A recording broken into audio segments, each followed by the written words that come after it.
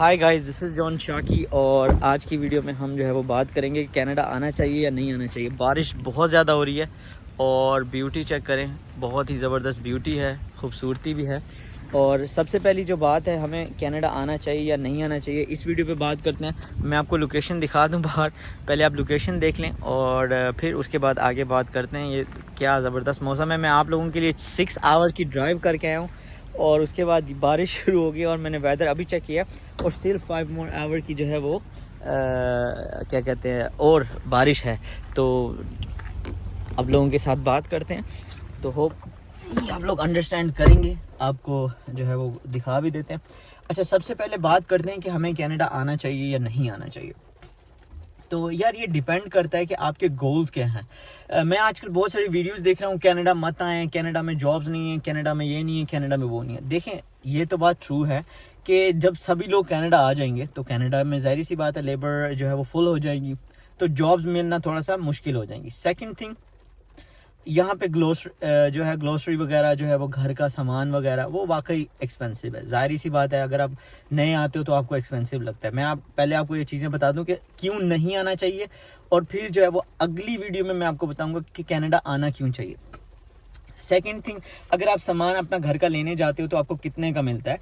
तो अगर आप मतलब पूरे घर की ग्लोसरी वगैरह करते हो, घर का सामान वगैरह खरीदते हो, जैसे प्याज, टमाटर, नमक, मिर्चें, चावल वगैरह, या पूरा दालें जैसे हम अपने कंट्री में लेते हैं, इंडिया में लेते हैं या पाकिस्तान में या जिस भी कंट्री में, तो हमारा जो है वो 30,000 40,000 का सामान जो है वो पर मंथ में आता है। तो अगर यहाँ पे बात करूँ तो आपको $500 का जो है वो पूरे मंथ का सामान जो है वो $500 to $700 का पूरे मंथ का सामान पड़ता है 1 से 2 लोगों का। क्योंकि एक बंदा भी उतना ही खाता है, 2 बंदे भी उतना खाता है। अगर हांडी पकती है, सालन पकता है, तो चावल पकते हैं, तो वो भी उतना ही एक बंदा खाता है, और 2 होंगे तो भी उतना खाता है। मतलब 2 बंदे होंगे तो 700, एक बंदा हुआ तो 500 के करीब, मतलब 500 से 700 आप ये लिख लें कागज़ पे।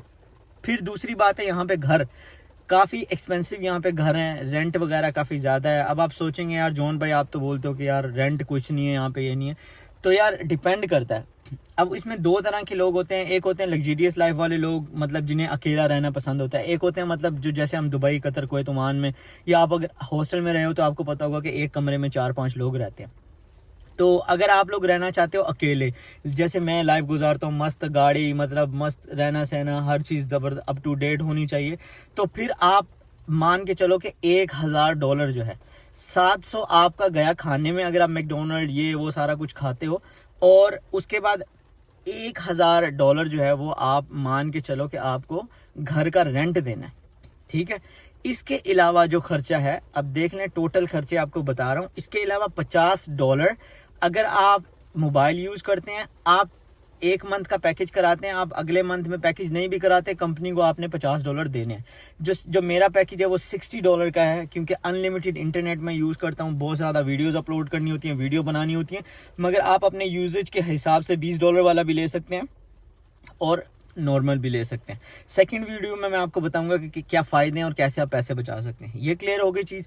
तो कितने हो गए आपके $1,760, ठीक है। इसके अलावा गैस के हवाले से बात करें, जिसे गैसोलीन कहते हैं, जिसे हम पेट्रोल भी कहते हैं, तो यहाँ पे जो आपकी गैस है वो आपको पड़ जाती है, मान के चलें कि अगर आप 3 दिन गाड़ी चलाते हैं, 3 दिन गाड़ी मतलब नॉर्मली घर जाते हैं, आते हैं, थोड़ा बहुत घूमा, क्लब गए, पार्टीज गए, तो आपको उसका $30, मतलब एक टैंक फुल होता है जो 3 दिन चलता है, और कुछ लोगों का 7 दिन भी चलता है। तो यहाँ पे आप $30 जो है वो हिसाब से कर लें, $300, ये चले इसको भी कम कर देते हैं, $250 जो है वो आप और ऐड कर लें पेट्रोल का। $250 पेट्रोल का ऐड कर लें, और उसके बाद हर महीने की इंश्योरेंस आपकी गाड़ी की। अगर आप न्यू आए हैं तो यहाँ पे आपको गाड़ी की जो इंश्योरेंस है वो $800 की पड़ेगी 6 महीने की, या आपको $700 की पड़ेगी। मिनिमाइज भी कर लें, बिल्कुल मिनिमम कर लें, तो $120 आपके हर महीने के आपकी गाड़ी के और चले जाएंगे। तो टोटल $370 विद गैस और प्लस इंश्योरेंस आपकी जो है वो गाड़ी की चली जाएगी। तो आप अब इसको कैलकुलेट कर लेंगे 21-2200 के करीब जो है वो खर्चा बन जाता है। बाकी जो आपको बचते हैं 800 से 900 डॉलर, ठीक है। वो अगर आप करते हैं बिल्कुल नॉर्मल और थकी हुई जॉब करते हैं, ठीक है। तो अगर आप अच्छी जॉब करते हैं, जैसे कि अब जिन लोगों का ये खर्चा होगा तो कम से कम वो अच्छी जॉब करेंगे, वो कम से कम 4000 कमाएंगे, ठीक है। मतलब कि अगर 2200 खर्चा किया तो 1800 डॉलर सेव अमाउंट करते हैं, बिल्कुल स्ट्रेट सेव अमाउंट। तो आप इसको पाकिस्तानी में, इंडियन में कैलकुलेट कर लें कि यार ये मैं उन लोगों का बता रहा हूँ जो लोग हर लोग जो है ना वो रोना शुरू किया हुआ है कि जॉब्स नहीं है, जॉब्स नहीं है, जॉब्स नहीं। इसके अलावा यहाँ पे और क्या खर्चा है?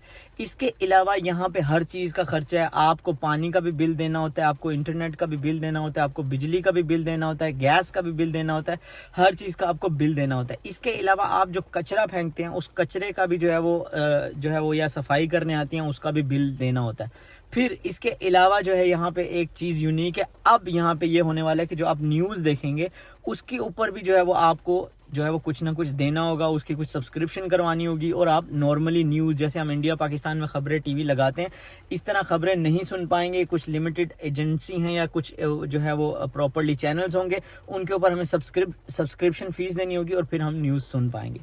और नेक्स्ट चीज़, कपड़ों की बात करूं मैं, कपड़े अगर यहाँ पे नॉर्मल मतलब सस्ती शर्ट ली जाए तो $25 की शर्ट मिलती है और पैंट ली जाए $35 की मिलती है। और ये मैं आपको सबसे सस्ता, जैसे हम कहते हैं ना थक्का हुआ माल कहते हैं, अगर जिस तरह की मैंने अब ये शर्ट पहनी है तो ये $55 की शर्ट है और पैंट मैंने $70 की पहनी हुई है। और जो मेरे शूज़ हैं वो तकरीबन $310 के शूज़ हैं। तो ये आप पे डिपेंड करता है। और मैं मिनिमम शूज़ अगर यहाँ पे बात करूँ तो $30 के भी शूज़ मिल जाते हैं, ठीक है। अगर आपको यहाँ पे कैप मिनिमम लें तो $5 की मिलती है, अच्छे से अच्छी लें तो $50। वो तो आपको पता ही होगा, जैसे आपकी कंट्री में अगर आप ब्रांड यूज़ करते हो तो एक्सपेंसिव हो जाता है। तो अभी आपने खुद कैलकुलेट करना है कि कितने पैसे हो गए। अच्छा, अब जो है अगर आप कमेंट में आप लोग लिखेंगे कि कितने पैसे हो गए और कितने बचते हैं, ये मैं उनके बता रहा हूँ जो $4000 कमाते हैं, ये उन लोगों के खर्चे हैं। जैसे मैं यहाँ पे 4000, कभी 4500, कभी $5000 तक कमा लेता हूँ। अब आते हैं टैक्स की तरफ।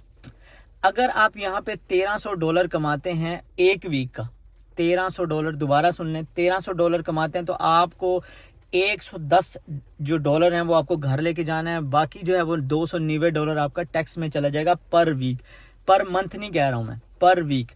फिर अगर आप फिर नेक्स्ट वीक कमाते हैं तो इसी तरह आप जो इसको वो मल्टीप्लाई कर लें तो आपको पता चल जाएगा कि अगर आप 1300 से 1500 पर वीक कमाते हैं, मान के चलें कि आप 1300 कमाते हैं, 13 कम 13 दूनी 26, 13 दिन 39 और 13 चौक 5200, 52 ही बनते ना, हाँ।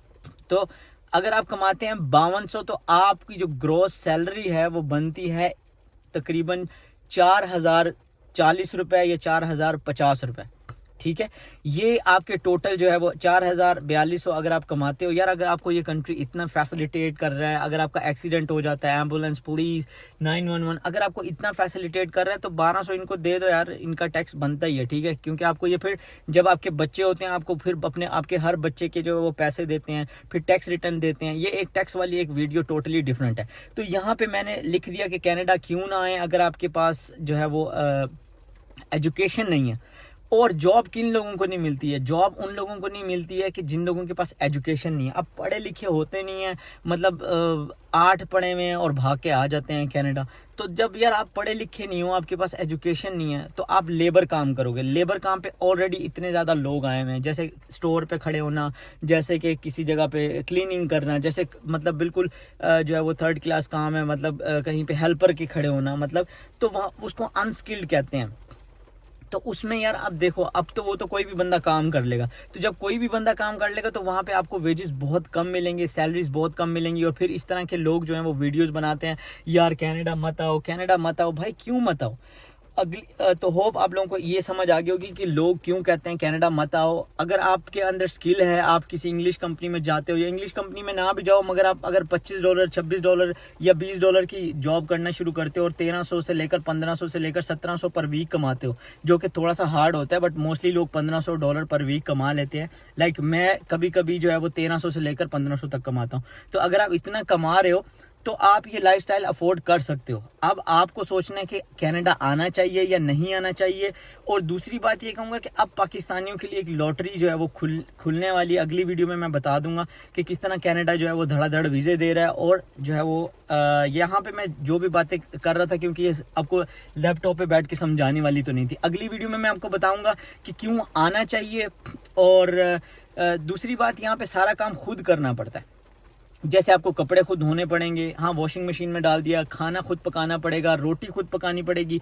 असल में ये लोग मोस्टली जो लोग वीडियोस बनाते हैं वो क्या होते हैं, उनके घर पे उनकी अम्मी माएँ बहनें सारा कुछ करके देती हैं, तो वो नवाब स्टाइल ज़िंदगी गुजार के होते हैं। जैसे कि मैं भी ऐसे ही था, शुरू में चाय भी नहीं बनानी आती थी। जब मैंने पहली दफ़ा चाय बनाई तो मैं रोने लग गया। इसके अलावा फिर मैंने मछली बनाई, तब भी मुझे रोना है। वो पूरी मछली जो है वो मैंने पूरे बर्तन पर लगा दी, मुझे पता ही नहीं था मछली बनती कैसे है, तो वो टूट गई सारी। तो जो औरतें अगर ये वीडियो देखनी होंगी उन्हें समझ आ गया होगा। तो जब स्टार्टिंग में आते हैं तो खाना पकाना नहीं आता, वो सारे कभी हाथ जल जाता है, कभी सालन गिर जाता है, कभी कोई चीज़ हो जाती है, तो स्ट्रेटजी स्टार्टिंग में बहुत मुश्किल होती है। और फिर हम हर चीज़ को, अगर मैकडोनल्ड खाने जा रहे हैं तो उसको हम ज़रबे देते हैं कि यार $20 का मैकडोनल्ड खाया, पाकिस्तानी इंडियन कितने बन गए। तो इसलिए लोग आते ही ना पहले एक हफ्ते में ऐसे मुंह सर करके, ओ यार कनाडा ना आना, यार अमेरिका ना आना, यार ऑस्ट्रेलिया ना आना, ज़िंदगी बहुत ख़राब है। एक्चुअली मैं अगली वीडियो में बताऊंगा कि यहाँ पे आने के क्या फ़ायदे हैं और आप कितना एंजॉय करते हैं। होप आपको समझ आ गया होगा। अच्छी तरह और बिल्कुल रियल और दिल से वीडियो बनाता हूँ ताकि आप लोगों को रियल सच पता लग सके as compare than to others. तो अगली वीडियो में के लिए मेरे साथ बने रहिए। आप किस जगह से देख रहे हैं, कहाँ से देख रहे हैं, किस गांव से देख रहे हैं, ज़रूर मुझे बताएं। अपने गांव का नाम ज़रूर लिखें ताकि लोगों को पता चले आप भी आगे जाना चाहते हैं और अपनी लाइफ में कुछ करना चाहते हैं। Thank you so much.